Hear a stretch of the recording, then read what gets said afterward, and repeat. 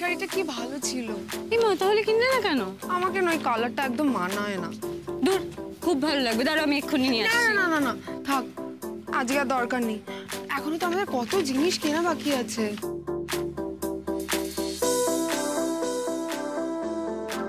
এই যে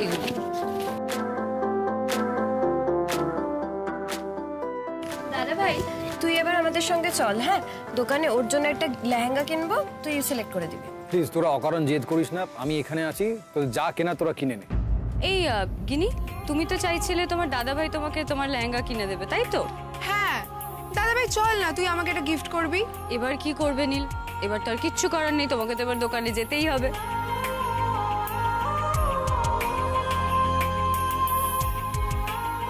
এটা রাখো, আমি পাসওয়ার্ড মেসেজ করে দিচ্ছি, তোদের যেটা কেনার কিনে নিস। এই কার্ডটা রাখো, ধরো ধরো, আমি পিনটা তোমাকে মেসেজ করে দেবো, নাহলে তুমি ভুলে যাবে। Thank you Neel. গিনি, মিনি, তোমরা যাও ওই ওদিকে প্রথম দোকানটা, আমি আসছি। হ্যাঁ,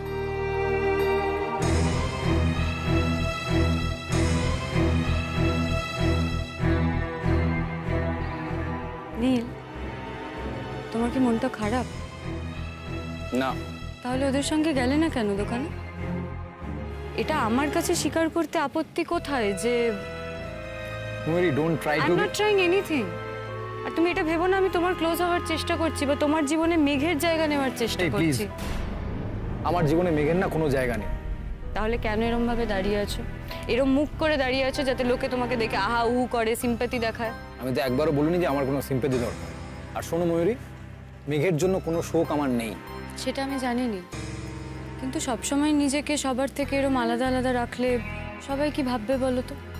আর তোমার মুখটা এরকম দেখতে বাড়ির সবার কি ভালো লাগে বলো? ঠিক আছে চলো দোকানে যাই। এক মিনিট, আচ্ছা মেঘের সেই বন্ধুর কি খবর? কি যেন নাম? জিষ্ণু? দারুণ, রাত জেগে জেগে ফোন চলে। তোমাদের বাড়িতে আসে? প্রায়ই আসে, আর এসে সোজা মেঘের ঘরে চলে যায়। জানি না আজকাল সবকিছুই মেঘের কিরম খুললাম খুল্লা হয়ে গেছে, দৃষ্টিকটুই লাগে। তোমাদের বাবা তো এত নীতিবাগীশ মানুষ, উনি কিছু বলেন না? কি আর বলবে, ভাবি হয়তো নিজেও হেল্পলেস ফিল করে। মেঘ, আমি নীলের আকাশ মেঘমুক্ত করেই ছাড়ব, তুই দেখে নিস।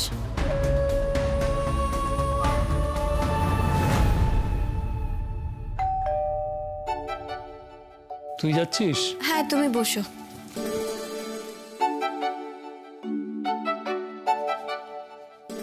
ও তুমি প্লিজ ভেতরে এসো।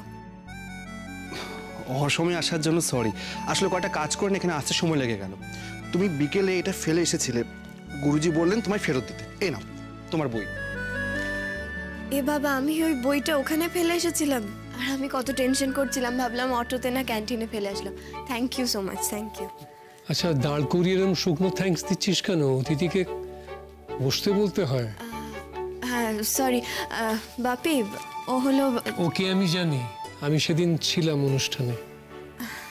আসলে বইটা পেয়ে মাথাটা খারাপ হয়ে গেছে, তুমি প্লিজ বসো। না না, আজ থাক, অন্য কোনো দিন। এ বাবা, তা বললে হয় নাকি? তুমি এভাবে দরজার কাছে এসে ফিরে যাবে? প্লিজ এসো, তোমাকে আসতেই হবে। কিন্তু অনেক রাত হয়ে গেছে। হ্যাঁ, সন্ধে হয়েছে বলতে পারো। আঙ্কেল, আমি কিন্তু সেরকম মানুষ যাকে প্রশ্রয় দিলে মাথায় উঠে বসে, তাই বলছি আমার কাছ থেকে কিন্তু খুব সাবধান। বেশ বেশ, ভালো, আমি প্রশ্রয় দেব তোমাকে। তার কারণ গুণী মানুষ প্রশ্রয় পেয়ে যদি মাথায় ওঠে তো মাথাটা তো ধন্য হয়। পরে কিন্তু বলবেন না যে আপনাকে সাবধান করিনি। নিশ্চিন্ত থাকো, বলবো না, মাথা থেকে নামতেও দেব না। এসো এসো, বসো। এবার বলো কি খাবে, চা না কফি? কফি তো না বাবা, ওটা কি আমার পেটে সহ্য হয় না, খেলেই পেট গরম হয়ে যায়। বেশ, তবে চাই হোক।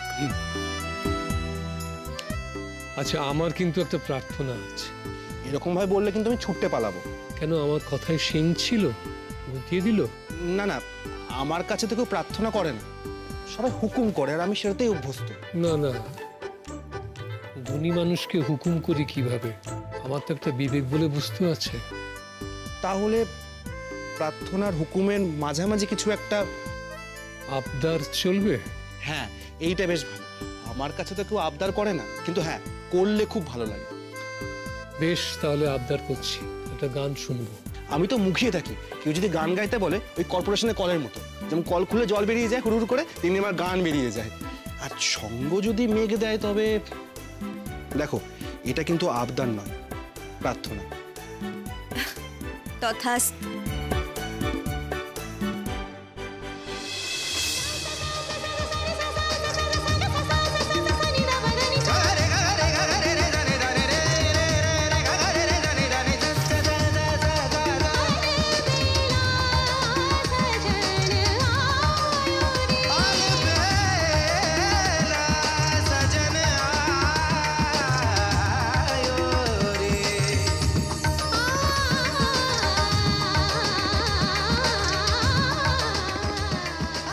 নীল, তুমি শুনতে পাচ্ছ?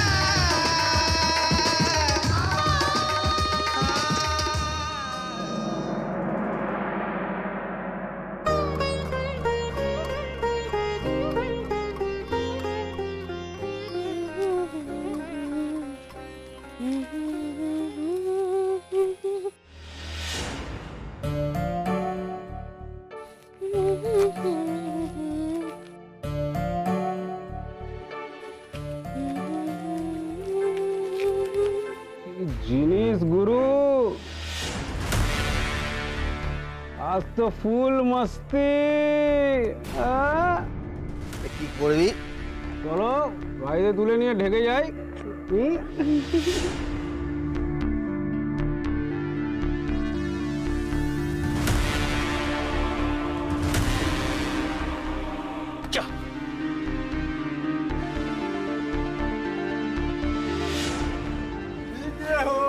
तेरी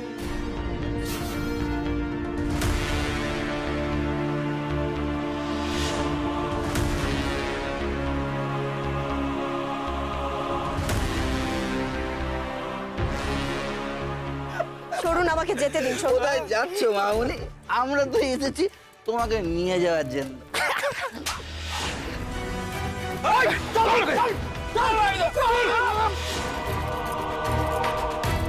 মেরে দেবো এটা দিয়ে। সরুন, রাস্তা ছাড়ুন, আমি কিন্তু মেরে দেবো। সিরিয়াসলি বলছি, মেরে দেবো। আমি সিরিয়াসলি মেরে দেবো, রাস্তাটা ছাড়ুন। সোনামানা, ইটটা ফেলে দাও সোনামানা, তোমার হাতে ইটটা ভালো লাগে না, ফেলে দাও সোনামানা, ফেলে দাও, ফেলে দাও।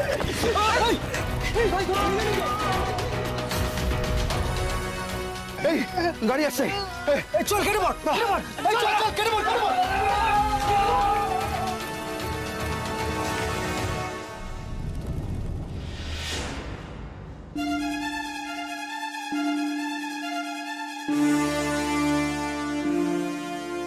কি ব্যাপার নীল, তুমি এখানে? তুমি গাড়িতে উঠে বসো। গাড়িতে ওঠার কোনো দরকার আছে বলে তো আমার মনে হয় না। By the way, thank you. তুমি এসেছো বলে ওরা পালিয়ে গেছে, দ্যাটস ইট। এখান দিয়ে একা কোথায় যাচ্ছিলে? আর একটু গেলেই আমার অটো স্ট্যান্ড, আমি সেখানেই যাচ্ছিলাম। গাড়িতে ওঠো। দেখো নীল, এখানে দাঁড়িয়ে তোমার সঙ্গে কথা কাটাকাটি করার কোনো প্রয়োজন আছে বলে আমার মনে হয় না। থ্যাংক ইউ, আমি তোমার কাছে যথেষ্ট কৃতজ্ঞ। তুমি এসেছো বলে ওরা পালিয়ে গেছে, ব্যাস। মেঘ, আমি বলেছি কথা নয়, গাড়িতে ওঠো। কেন জেদ করছো নীল? তোমার কাছে হাত জোর করছি, প্লিজ অকারণ কোনো জেদ করো না। জেদটা তুমি করছো মেঘ। কেন অকারণে তিক্ততা বাড়াচ্ছ বলো তো? আমি তো তোমাকে বলছি আমি তোমার কাছে কৃতজ্ঞ, ব্যাস। সব ব্যাপারে তোমার জেদ আর তর্ক। সব ব্যাপারে জেদ বলতে কি বলতে চাইছো জানি না। এনিওয়ে, থ্যাংক ইউ, আমি যাচ্ছি। মেঘ, মেঘ, সরি। Okay fine. দেখো, রাস্তায় এই ঝামেলাগুলো করো না, গাড়িতে উঠে বসো। নীল, তুমি কিন্তু ভুলে যাচ্ছ, তুমি আমাকে এভাবে অর্ডার করতে পারো না। অদ্ভুত মেয়ে তো তুমি, একটা বিপদে পড়তে যাচ্ছি, আমি না এলে কি হতো বলো তো? হয়তো হতো ভয়ঙ্কর কিছু, বা হয়তো আমি নিজেকে নিজে ঠিক বাঁচিয়ে নিতাম। দেখো নীল, কি হলে কি হতো সেটা ভাবার এখন সময় আমার কাছে নেই। আমাকে প্লিজ যেতে দাও, আমার দেরি হয়ে যাচ্ছে। এতটা অকৃতজ্ঞ হয়েও না। ওকে, তো তুমি টোকেন অফ কৃতজ্ঞতা চাইছো, তো তোমার এই কৃতজ্ঞতা সুলভ আমাকে কি করতে হবে? গাড়িতে গিয়ে বসতে হবে, তাই তো? ঠিক আছে, আমি গিয়ে বসছি।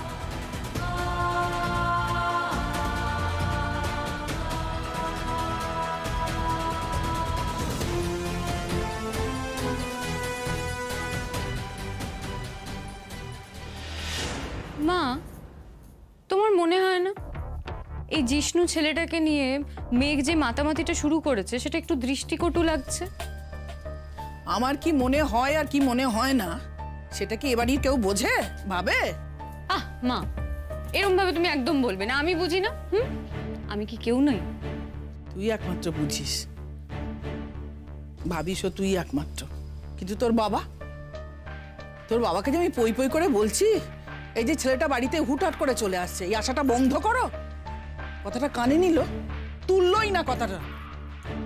আশ্চর্য, সেই যে একবার বই দিতে এলো তারপর নিত্য যাতায়াত করছে। আরে আরে মা, তুমি জানো ওই পাশের গলির সুদেষ্ণা আন্টি আছে না? হ্যাঁ, হ্যাঁ, সুদেষ্ণা আন্টি তো আমাকে দেখে সেই জিজ্ঞেস করছিল ছেলেটাকে, বলছে হ্যাঁ ছেলেটাকে, ও তোমাদের বাড়িতে আসতে দেখেছি ওকে, ও কি তোমার বোনের বন্ধু, তোমার বোনের ডিভোর্স হয়ে গেছে নাকি? আর বলো না মা, হাজারটা প্রশ্ন করছিল আমাকে, আমি এড়িয়ে পালিয়ে এসেছি। তো বাবাকে গিয়ে বলো, ওই ছেলেটাকে দেখলে তো বাবা একদম গদগদ হয়ে যায়। আরও তো, ও মা, কি? আমি তো তোমাকে একটা জিনিস দেখাতেই ভুলে গেছি। কি? ওয়েট,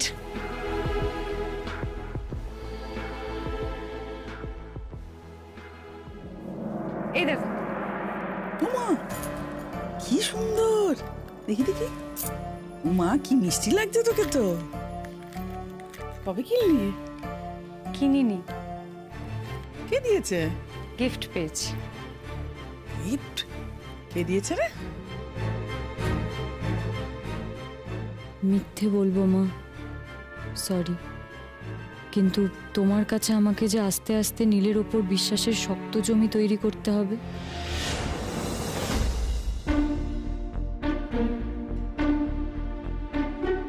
এত রাতে এই রাস্তা দিয়ে একা একা কোথায় যাচ্ছিলে? বললাম তো, অটো ধরতে। এদিকে কোথায় এসেছিলে? নতুন কিছু তো নয় নীল, এটা আমার প্রতিদিনের রাস্তা। অকারণে এই প্রশ্নগুলো কেন করছো সেটাও জানি না। আর তুমি কি জানতে না যে এটা পণ্ডিতজির বাড়ি যাওয়ার রাস্তা, যার কাছে আমি গান শিখতে যাই? নাকি ভাবছিলে যে প্রশ্ন করলে অন্যরকম কিছু জবাব পাবে? তা তোমার বডিগার্ড কোথায়? সে আজকে নেই কেন? রোজই তো থাকে। নীল, তুমি কি আমার উপর নজরদারি করছো নাকি বলো তো? মানে আবার কি? মানে আমার সঙ্গে যে রোজ একজন থাকে কেউ, সেটা তুমি কি করে জানলে? ধরে নাও নজরদারি করছে। তা কি যেন নাম ছেলেটার? জিষ্ণু। দারুণ প্যাশনেটলি গানটা গাইছিল ওর সঙ্গে, খুব ভালো কেমিস্ট্রি। আসলে নীল, কি বলতো, এমন এক একজন থাকে যার সাথে গাইলে না প্যাশনটা এমনি এমনি বেরিয়ে আসে, কেমিস্ট্রি এমনি এমনি তৈরি হয়ে যায়। আর নীল, শেষ অব্দি তুমি তুমি গোয়েন্দাগিরি করছো। বাহ, গোয়েন্দাগিরি করতে হবে না, এটা তো আমাকেই করতে হবে মেঘ। তোমার থেকে আমি ডিভোর্স নেব, আর তখন তুমি যদি কন্টেস্ট করো তখন তো এই প্রমাণগুলো আমার কাজে লাগবে। একজনের সাথে তুমি প্রতি রাতে একসঙ্গে ফেরো, তোমার একজন বয়ফ্রেন্ড আছে।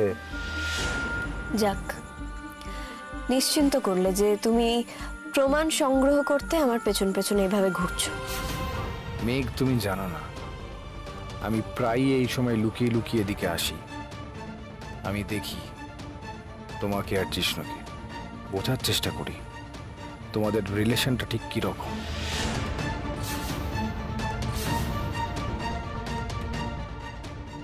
নীল, একটা রিকোয়েস্ট করছি, তুমি না আমাকে এখানে নামিয়ে দাও প্লিজ, আমি অটো ধরে চলে যাবো প্লিজ। আবার সেই এক কথা, কি অসুবিধা হচ্ছে তোমার আমার সঙ্গে যেতে?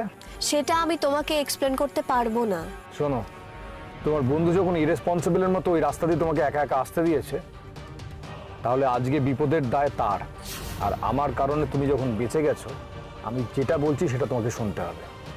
আশ্চর্য ছেলে একটা, কি করে যে এরকম একটা রাস্তা দিয়ে রোজ রোজ তোমাকে। নীল, আমি ওকে নিয়ে তোমার সঙ্গে কিছু ডিসকাস করতে চাইছি না, আর আমার বন্ধুর ব্যাপারে বলার তোমার কোনো এখতিয়ার কিন্তু নেই।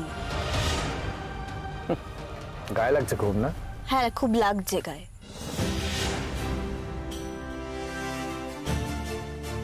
শোনো মেঘ, তুমি একটা ভুল করেছো, বড় রকমের ভুল। তবে এটাকে ভুল বলে না, এটাকে ক্যালাসনেস বলে। ওই রাস্তাটার এমনিতেই যথেষ্ট বদনাম আছে, আর ওই রাস্তা দিয়ে তোমার এই একা একা ফেরাটা একটা মস্ত বড় ভুল। ইস, ওই একটা দিনের জন্য যদি আমি বাপির এগেনস্টে যেতে পারতাম না, বাপিকে বলতে পারতাম যে বাপি মেঘ তোমার কথা আজকে শুনবে না, আজকে এই বিয়েটা করবে না মেঘ, তাহলে আমার জীবনটা হয়তো অন্যরকম হতো। আর এই আক্ষেপটা না আমারও আর বাপিরও। তা বাবা আর মেয়ে কি একসাথে বসে বসে আক্ষেপ করো? বহুবার। তা আক্ষেপ হওয়ারই কথা। ওই ভুলটা না করলে শুধুমাত্র এখন জিষ্ণু সেন থাকতো তোমার জীবনে। অবশ্য তোমার আবার এক জিষ্ণু সেনে হয়তো মন ভরতো না, আরো কাউকে হয়তো। থ্যাংক ইউ নীল, তোমার এই নিচতার প্রকাশটা না আমার কৃতজ্ঞতার ভারটা অনেকটা হালকা করে দিল। বলে যাও তোমার মনে আর কি কি কথা আছে, বলে যাও, আমার কৃতজ্ঞতার টোকেন হিসেবে আমি সবটা শুনে যাব। বল। কিরে মা, তুমি রাগ করবে না, আগে প্রমিস করো। কে দিয়েছে রে? নীল। মা প্লিজ থামো তুমি। তোমার কিছু বলার আগে আমি বলি, আমি নিতে চাইনি, আমি একদম নিতে চাইনি। আমি বারবার করে বলেছি যে আমার চাই না, আমাকে দেবেন এরকম গিফট। ও জোর করলো, বললো তুমি জানো আমাকে একটা সোনার নেকলেস দিতে চাইছিল। আমি বললাম আমি নেবো না, আমি কিচ্ছু নেবো না। তখন বললো না, তোমাকে এটা নিতেই হবে, নালে ওর খুব খারাপ লাগবে। বললো কি করি বলো? তুই কিন্তু আবার ভুল করছিস ময়ূরী, ওকে একবার বিশ্বাস করে তুই ঘা খেয়েছিস, তুই আবার। মা প্লিজ শোনো আমার কথাটা। নীল সেই ঘটনাটা নিয়ে ভীষণ লজ্জিত, ও বুঝতে পেরেছে যে ও একটা ভুল করেছে। আর তাছাড়া মা তুমিই বলো, একটা মানুষ জীবনে একবার ভুল করলে সে ভুল শোধরাবার সুযোগ পাবে না? ও একবার ভুল করেনি ময়ূরী, ও বারবার ভুল করেছে, বারবার তোকে অপমান করেছে। মেঘের কথায় ও বাড়ি থেকে তোকে তাড়িয়ে দিয়েছে, ও কান পাতলা ছেলে। আচ্ছা মা, আমার কথাটা একবার শোনো, বোঝো। ও তো পুরো বিষয়টা নিয়ে অনুতপ্ত ফিল করছে, ও তো বারবার আমার কাছে ক্ষমা চায়। আর তুই বারবার ক্ষমা করে দিচ্ছিস ওকে। কেন কেন তুই বুঝতে পারছিস না ময়ূরী? ওর চরিত্রের কোনো জোর নেই, ও একটা মেরুদণ্ডহীন ছেলে। তুই ওর পেছনে সময় নষ্ট করিস না, পেছনে পড়ে থাকিস না। আর ওই বাড়ির সঙ্গে তুই কোনো যোগাযোগ রাখবি না, একদম জড়াবি না। ওরা সব সুখের পায়রা, কেন বুঝতে পারছিস না? মা তুমি শান্ত হও, তুমি এভাবে ওদের ব্যাপারে বলো না প্লিজ। ওরা আমাকে খুব ভালোবাসে, তুমি জানো ওরা আমাকে কত ট্রাস্ট করে। এই যে গিনির বিয়ের বেনারসি আমি সিলেক্ট করেছি, ওর গয়না, বিয়ের গয়না সব আমি সিলেক্ট করেছি, ইনফ্যাক্ট রূপের জামা। একদম চুপ, একটাও কথা বলবি না তুই। এসব কথা তুই আমাকে শোনাতে আসবি না, আমার শুনতে ভালো লাগে না। ময়ূরী, আমি কিন্তু কোনো পুরনো কথা ভুলি না। তোকে অপমান করেছে, ছোট করেছে সকলের সামনে, তোকে ঠকিয়েছে। মা সেটার তো একটা কারণ ছিল বলো। মেঘ নীলের ব্রেন ওয়াশ করেছিল, তাই ওরম করছিল, তাই জন্য সবকিছুতে আমাকে সন্দেহ করতো। কিন্তু এখন আর সেসব কিছুই নেই, ও এখন বুঝতে পারছে ও কি ভুল করেছে। ও কি তোকে আবার? ও মা, নীলের গাড়ির হর্ন।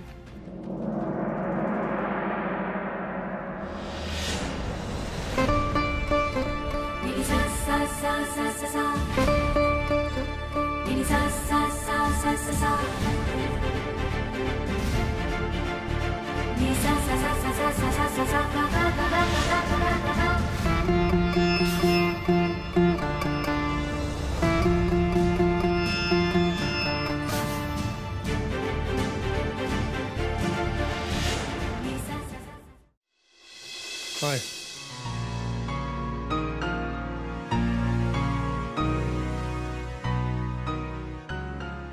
মেঘ,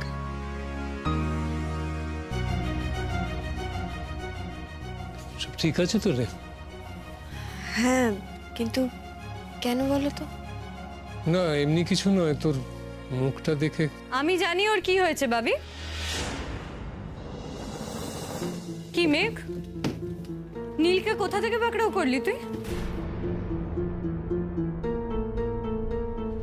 মানে কি বলছিস? তোর কোথাও একটা ভুল হচ্ছে। আমি নীলকে পাকড়াও করিনি, বরং ব্যাপারটা উল্টো ঘটেছে। মানে তার মানে ও তোকে? দেখ, পাকড়াও তো বলা যায় না, কিন্তু ফলো করেছে। বলতে পারিস নীল আমার ওপর স্পাইং করছিল। ও রিয়েলি? শুনছো মা, মেঘ তোর এই কথাগুলো আমাকে বিশ্বাস করতে হবে? ও তোর উপর স্পাইং করছিল? আমি তো তোকে বিশ্বাস করতে বলিনি, আমি জাস্ট তোর কথাটার উত্তর দিলাম। বাজে কথা, কমপ্লিটলি বাজে কথা এগুলো। তুই শুধু শুধু নীলের নামে দুর্নাম করছিস। দেখ, সেটা তুই যা ইচ্ছে ভাব, আমার তাতে কিচ্ছু যায় আসে না, কিন্তু এটা সত্যি যে ওই সৌরনীল গাঙ্গুলি আমার উপর স্পাইং করছিল। যদি ওর সেটা করারই থাকতো তাহলে ও তোকে কোলে করে বাড়িতে কেন পৌঁছে দিয়ে গেল? হ্যাঁ, নিশ্চয়ই তুই ওই তোর বৃন্দাবন মার্কা ইউনিভার্সিটি থেকে নাটক করেছিস, আমার মাথা ঘুরছে, আমি অজ্ঞান হয়ে পড়ে যাবো, আমার শরীর খারাপ করছে, এগুলো বলেছিস। তো সেটা তুই নীলকে গিয়ে জিজ্ঞেস কর। কেন, ওই বাড়িতে গেলে তো তোর নীলের সঙ্গে দেখা হয়, অনেক কথাও হয়। তোর তাতে আপত্তি আছে মনে হচ্ছে? না, আমার কেন আপত্তি থাকবে? কোন এক এক্স কোন এক ওয়াই এর সঙ্গে কথা বলছে, তাতে আমার কিসের আপত্তি হবে বল? চুপ করবে? বড্ড বাজে কথা বলছো তুমি আজকাল। একটা কথা পরিষ্কার করে আমাকে বলো তো, আমি তোমাকে আগেও জিজ্ঞেস করেছি মেঘ, আজকেও করছি, তুমি কি গোপনে নীলের সাথে যোগাযোগ রাখছো, সম্পর্ক রাখছো? মা, তুমি তো আমাকে জন্ম থেকে চেনো, তোমার সত্যিই মনে হয় আমি এরকম একটা সম্পর্ক রাখবো? হ্যাঁ, আগেও তো রেখেছিস। হ্যাঁ, এর আগেও তো তুই নীলের সঙ্গে সম্পর্ক রেখেছিস। আমার বিয়ের আগে তুই নীলের সঙ্গে সম্পর্ক রাখিসনি। এটা তোর ভুল ধারণা দিদি ভাই, এটা সত্যি নয়। আমি একটা জিনিস বুঝতে পারছি না মেঘ, আমার কিরম মনে হয় আমি তোমাকে আগে চিনতাম, একসময় চিনতাম, এখন তোমাকে আমার চিনি না, আমি জানি না। আমি বুঝতে পারছি না তুমি ঠিক কি চাও, কখন কোথায় যাও, নিজের জীবনটাকে কিভাবে সাজাতে চাও তুমি? সংসারটা কি তুমি করতে চাও নাকি চাও না?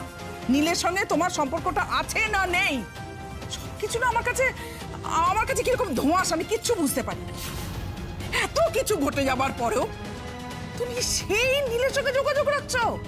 আমি একটুও ভরসা করি না তোমার উপরে, একটুও না। মধুমিতা, মেয়েটা অনেকক্ষণ বাড়ি থেকে বেরিয়েছে, 12 ঘন্টা হয়ে গেছে, সবে ফিরেছে তো, একটু বিশ্রাম নিতে দাও। মা, তুই ঘরে যা। যা। হ্যাঁ, আমাদের বাড়ি শুদ্ধ লোককে পাগল করে অত বিশ্রামই নেবে? কথা জবাব দিয়ে যাও মেঘ।